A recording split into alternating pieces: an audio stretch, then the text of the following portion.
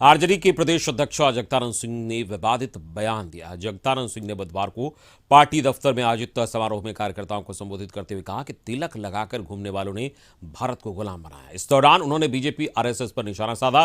बयान पर बवाल मच जाने के बाद जगदानंद सिंह ने जब दोबारा उनसे पूछा गया तो उन्होंने फिर से वही बयान दिया। जगदानंद ने कहा कि किसी की आस्था पर हम नहीं बोलते, लेकिन कर्मकांडी की पोल खोलते हैं। हिंदू मुस्लिम की लड़ाई कराने वाले सनातनी नहीं हो सकते। कि भारत गुलाम किसके समय में हुआ, किनके समय में भारत गुलाम हुआ?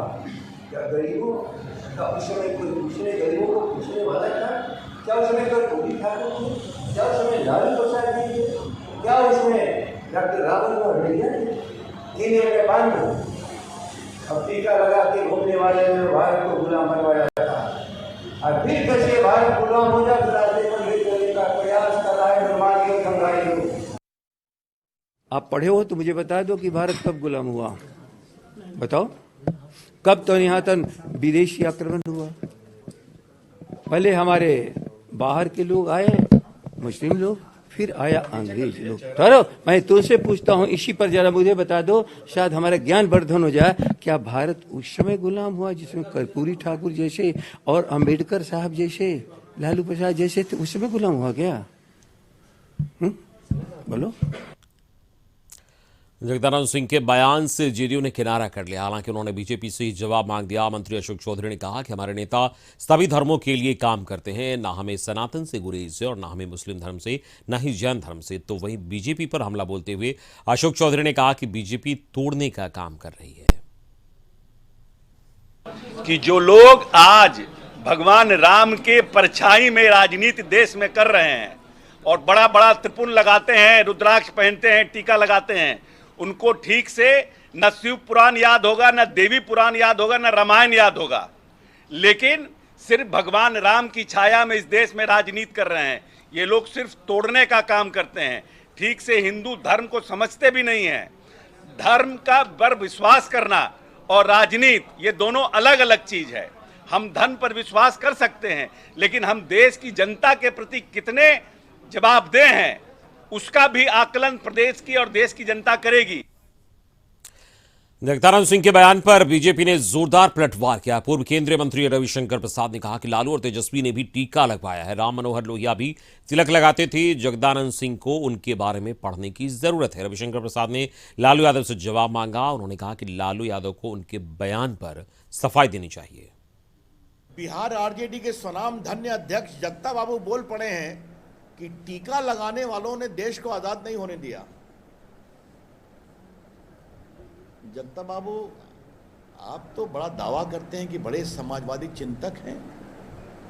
अभी पिछले हफ्ते मुंबई में सिद्धि विनायक मंदिर में आपके नेता लालू जी गए थे ना, अपने पुत्र उप मुख्यमंत्री के साथ झुककर प्रणाम कर रहे थे, टीका लगवा रहे थे ना। तो ये क्या कर रहे थे वो? जगता वो कुछ हिंदुस्तान का इतिहास आप जानते हैं क्या? और इस वक्त हमारे साथ संपादक अशोक मिश्र जुड़ गए हैं न्यूज रूम से। इस पूरी खबर पर बातचीत के लिए सीधे उनके पास चलेंगे। अशोक जी, पहले इंडिया बनाम भारत को लेकर यह विवाद थम नहीं रहा था कि एक और बिहार में नई बात सामने आ गई है और आरजेडी की ओर से टीका को लेकर विवादास्पद बयान दिया गया है और कहा गया कि टीका लगाने वालों ने देश को गुलाम बनाया था। अब सियासत जोर पकड़ रही है। इस पर क्या माना जाए? एक तरीके से राजनीति में एक के बाद एक ये सब जो बयान है जानबूझकर दिया जा रहा है चुनाव के मद्देनजर। बिल्कुल, देखिए पिछले दिनों मुंबई में जो बैठक हुई थी अमित, इंडिया गठबंधन की, उसके बाद इंडिया गठबंधन के नेताओं के जो बयान आ रहे हैं वो कहीं न कहीं एक सोची समझी रणनीति के तहत ये कहा जा सकता है कि ये बयान दिया जा रहा है। पहले चेन्नई में जिस तरह से एम.के. स्टालिन के बेटे उदयनिधि स्टालिन ने बयान दिया और फिर कल आरजेडी के प्रदेश अध्यक्ष जगदानंद सिंह का जो बयान है वो कहीं न कहीं बीजेपी का जो हिंदुत्व वोट बैंक है उसमें सेंधमारी करने की कोशिश की।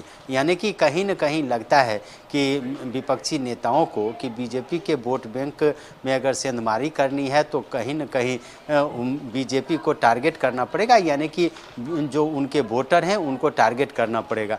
और यही वजह है कि जगदानंद सिंह का जो यह बयान है, यह एक तरह से कहिए कि बेतुका बयान है। ये बयान अभी मौजूदा समय में इसकी कोई ज़रूरत नहीं थी, लेकिन फिर भी इस तरह का बयान दे करके जगदानंद सिंह ने यह जताने की कोशिश की है कि वर्तमान समय में जो समाज के दबे कुचले लोग हैं उनकी जो स्थिति है उसके लिए समाज के उच्च वर्ग के लोग हैं जो जिम्मेवार हैं। और इस तरह से जगदानंद सिंह ने कहा है कि तिलक लगा करके कोई सनातनी नहीं हो जाता है और तिलक लगाने वाले लोगों ने ही देश को गुलामी के कगार पर पहुंचाया। तो एक तरह से कहिए कि सोची समझी रणनीति के तहत जगदानंद सिंह का ये बयान है। हालांकि इस बयान का कितना असर होगा ये तो आने वाला वक्त बताएगा, लेकिन इतना जरूर कह सकते हैं कि बीजेपी को बैठे बिठाए मुद्दा इन लोगों ने दे दिया। और बीजेपी तो चाहती ही है कि धर्म के आधार पर जो विवाद हो और उसको लेकर के वो अपने राजनीतिक विरोधियों को कटघरे में खड़ा कर सके। तो चाहे उदयनिधि स्टालिन का बयान हो या फिर जगदानंद सिंह का बयान हो, ये कहीं न कहीं बीजेपी का जो एजेंडा है उस एजेंडे में फंसने की ही एक तरह से कवायद है। और इसको लेकर के बीजेपी ने इन नेताओं के बयान को हाथों हाथ लिया है और टारगेट भी किया है। लेकिन जो सबसे बड़ा सवाल ये है कि इस मामले को लेकर के इंडिया गठबंधन के जो अन्य दल हैं, चाहे वो कांग्रेस हो, जदयू हो, वो भी बैकफुट पर नज़र आ रही है, चूँकि उसे न हाँ कहने में बन रहा है और ना कहने में बन रहा है। चाहे उदयनिधि के बयान को ही आप लीजिए, उसका अभी तक कंडेम कांग्रेस ने नहीं किया है। आज फिर जगदानंद सिंह का जो बयान है उस बयान को लेकर के भी जदयू ने एक तरह से कहिए कि मिला जुला करके बयान दिया है। जदयू के वरिष्ठ मंत्री हैं अशोक चौधरी, उन्होंने कहा है कि नीतीश कुमार सभी धर्मों के मानने वाले लोग हैं। तो एक तरह से कह सकते हैं कि जो राजनीतिक दल हैं और ख़ास करके जिनका जनाधार नीचे के तबकों में रहा है, वो चाहते हैं कि बीजेपी के हिंदुत्व वोट में दरार हो, यानी कि हिंदुओं का वोट बटे और इसका लाभ उन्हें मिल सके। अशोक जी, लेकिन एक बड़ा सवाल ये है कि चुनावी रणनीति कहा जाए उसके तहत ये इस तरीके से बयानबाजी का दौर चल रहा है, लेकिन वोटर सब स्मार्ट हो गए हैं, सब लोग जानते हैं। और जिस तरीके से ये बयानबाजी हो रही है और कहीं ना कहीं एक मैसेज देने की कोशिश हो रही है कि इस बयानबाजी का लाभ हो, लेकिन आरजेडी और तेजस्वी यादव खासतौर पर A to Z पार्टी वाली आरजेडी को बताने की बात कर रहे हैं, उसको लेकर कवायद कर रहे हैं, तो क्या उसको इसका नुकसान नहीं होगा? वही तो कह रहा हूँ मैं कि आरजेडी के जो नेता हैं वो कह रहे थे कि ये A to Z की पार्टी है, लेकिन जगदानंद सिंह का बयान तो ठीक उसके विपरीत है। हालांकि लालू प्रसाद यादव के बड़े बेटे तेज प्रताप यादव ने कहा है कि सभी धर्मों का आदर करना चाहिए, तो एक तरह से जगदानंद सिंह को नसीहत दी है। लेकिन इन राजनीतिक दलों के नेताओं के बयान के क्या आप कहेंगे?